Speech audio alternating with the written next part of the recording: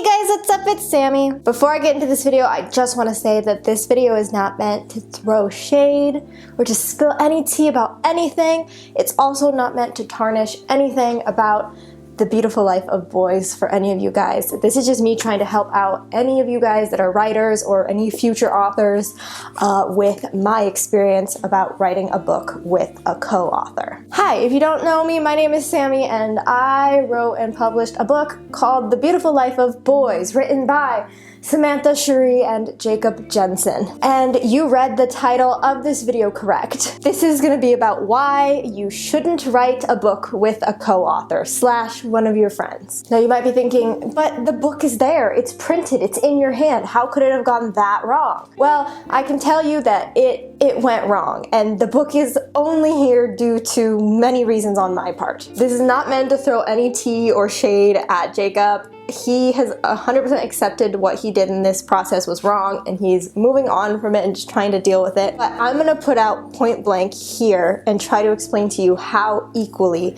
the book was written. Well, this isn't an actual copy of the book. I don't have an actual copy of the book right now because I gave them all away, but the finished product is like a 342-page book. This is page 7. This is the one paragraph Jacob wrote in the book up until chapter 34. I love watching my surroundings. We do live in Los Angeles, the epicenter of all things goofy, funny, strange, raunchy, and outright bizarre. I'm waiting for the clock to strike 11:23 a.m. There are these groups of students that come into the cafeteria singing songs from whichever musical they're putting on at that given moment. This time it happens to be the 25th annual Putnam Country Spelling Bee. The group of kids come in, of course, right at 11:23 a.m. I think that's when their rehearsals end or something, because the time of day which they come in is consistent day to day. They are singing what I think is the opening number to the show this time. I'm not exactly sure. What I am sure about is this song is literally about spelling and winning spelling bees. Then the next chapter starts with something I wrote. Now, the next chapter in which he wrote is not in this copy because this was going to be the finished copy. Like, this was the rough draft before we edited. But then when I sat through and read this whole book, we noticed that a whole chapter went missing of the book. It was the prom chapter if you've read the book. And I panicked. I was so stressed. So Jacob was like, okay, I'll write the prom chapter. He sends me the prom chapter. He wrote it within like 15 minutes. It was about 4 pages long. And it seemed as if the characters switched personalities. From the whole book, this one chapter seemed like they switched into different people. And that was because someone who wrote the entire book didn't write the chapter, but some of his ideas are in that chapter and the one paragraph I just read you. You will see that this copy of the book that I have only has my name on the copy because at one point when I had written the entire book, I was going to publish it without Jacob's name on the front. It was just going to be me and my editor, Kelly's book that we worked on, and she was going to be credited and I was going to be credited, and that was it, as the only two people who solely worked on the book.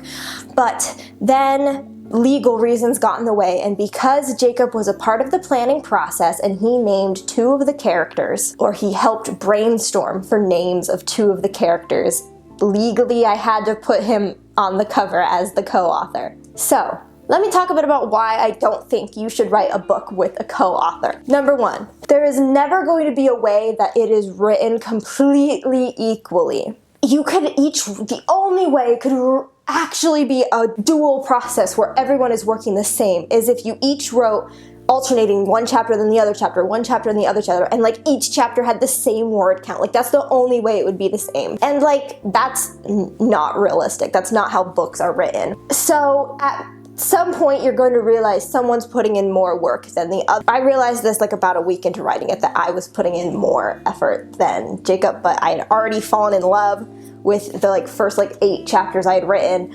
and like the ideas were already there, so I just kept going with it. Okay, I'm getting ahead of myself. Number 2, it puts a strain on your relationship. As I said, I continued writing the book as Jacob didn't. We did it in a Google Doc, and he was never in the Google Doc. I would wake up every morning and it tells you the last person to go into the Google Doc, and it would always be me. And like, to put in perspective, I didn't write for about 4 months. And when I went back into the Google Doc after 4 months, it said I was the last person to go into it and make a change. So, but every time I would message Jacob about the book, he like, if we were talking, having a full-blown conversation, he'd be like, oh my god, did you see Jeffree Star's new makeup palette? He'd be like, oh my god, yes. I'd be like, oh, by the way, can you like write the book?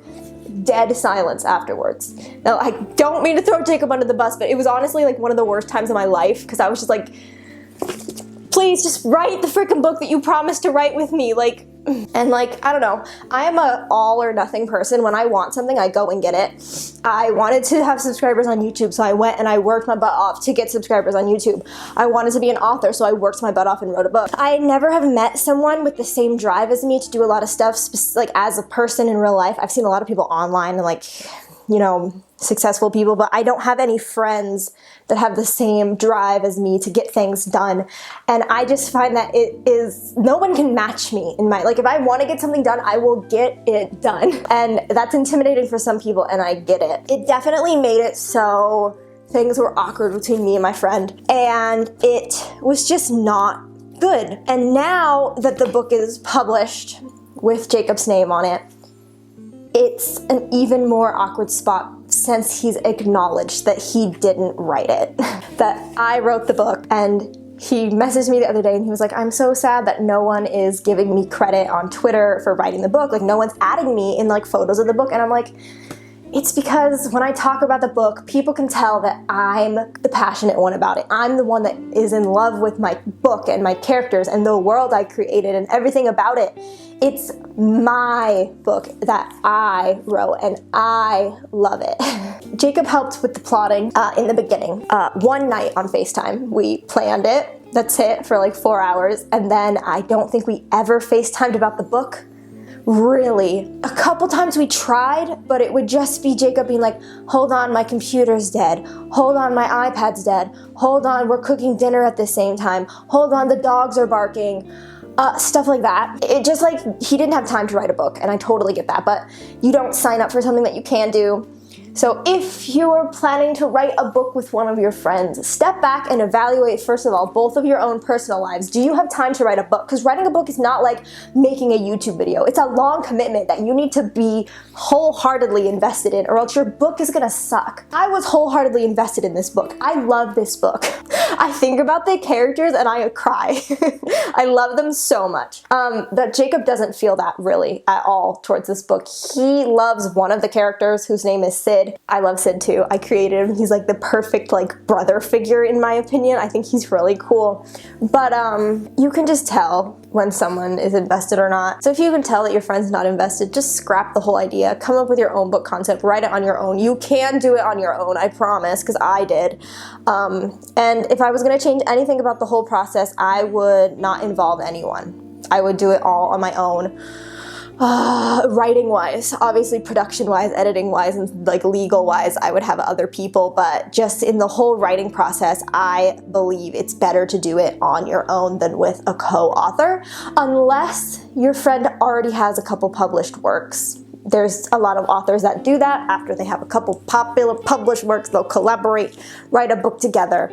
But I don't recommend just willy-nilly, hello, my friend of 7 years, writing a book together. I don't think it's good. As for other things that I did completely on the book, I completely designed the cover. I'm going to do a video where I go through all the cover designs I went through on the book, so stay tuned for that, because it's honestly wild.